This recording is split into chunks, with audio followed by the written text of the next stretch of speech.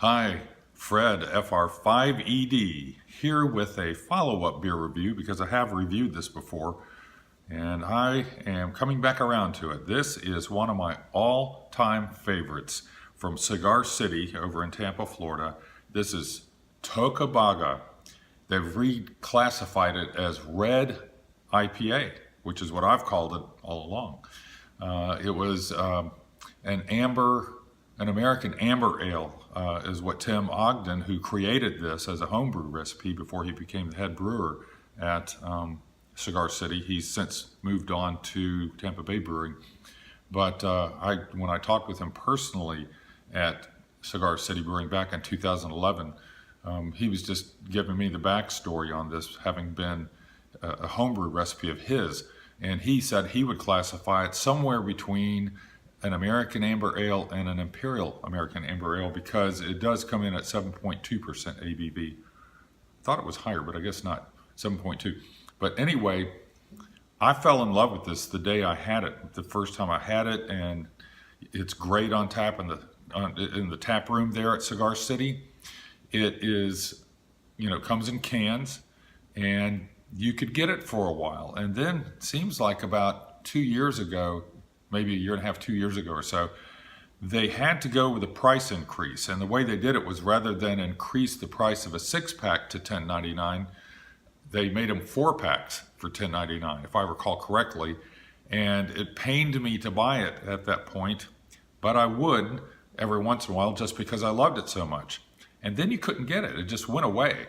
And they said, I remember reading this or hearing this, that Cigar City was, it cost so much to make because of the intense amount of Citra hops, as I recall, that they had to do a price increase through that method. And then I guess it just became too troublesome. I just could never find it anymore. The local places, Total Wine or ABC. Lo and behold, long story longer, I walked into ABC this afternoon to restock because, as a side note, I have not been able to brew for the last 8 or 9 months because of my work schedule. So my 5 taps out in my garage/brewery have been dry.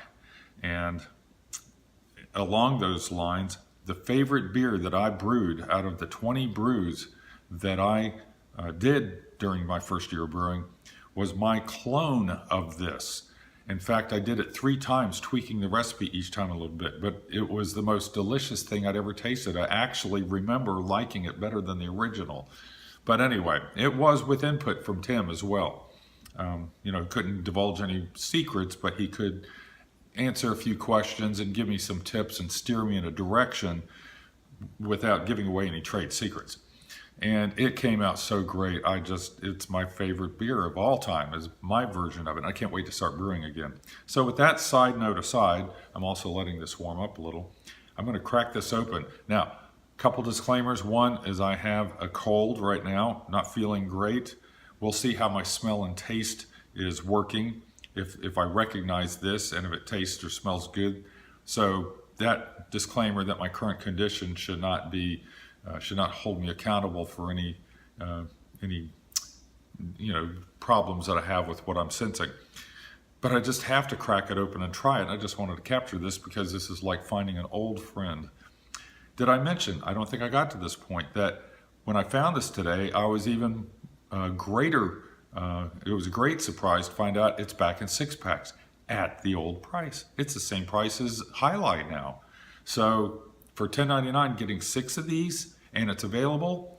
Only thing I would like to be improved is the date, February 28th. Today's May 1st. So fortunately, that's the last day of February. Today's the first day of May, so it's really only 2 months old. Not a big deal, but freshest is bestest. So I would like to see that, at least half as long, just a month or less. All right, all of that to get to this moment. All right. Oh yeah, it's that reddish, almost cola colored looking through the stream of it coming in here. All right. And it's got that real off-white head. A tan, sorry, the sun just went away. Anyway, it's kind of a tan or a beige head and looks familiar. It's not totally clear.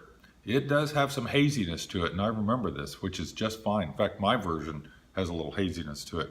It's not as dark as it looks in the picture there, just because we don't have any light streaming through it right now that you can see. I've got some light coming from the window, behind the camera there.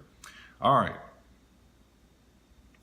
I can still smell, and that's smelling somewhat familiar.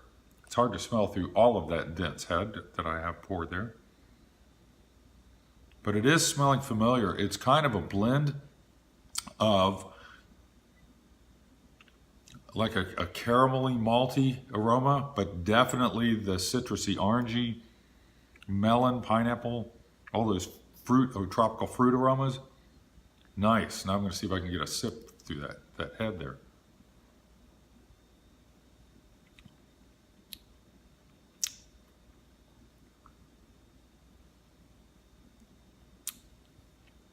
Okay. It's good, but I can't say it tastes familiar. Again, this very well could be my cold. I'm going to let this warm up a little more. I mean, it's at a fairly good temperature, but often flavors and aromas come forward even more as it warms up.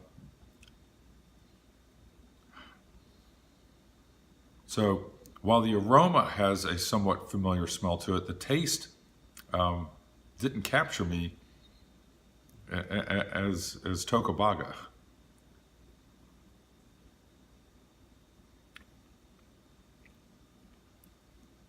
It's a little more familiar.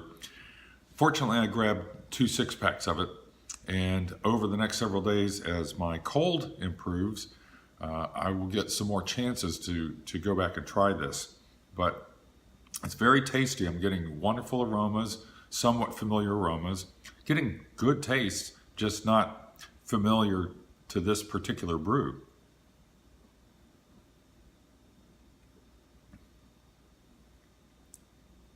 I can tell it would be even better if I could taste more. But anyway, I am so excited to find this available again. And I'm going to be even more excited in mid-July when I start brewing again. And I actually have plans to do this as my first brew, to go back, pull up my recipe for this and brew it. It was the most wonderful thing I ever pulled out of a tap. It was great. Okay, this is Fred, FR5ED, and this is Cigar City Tocobaga, back on the shelves.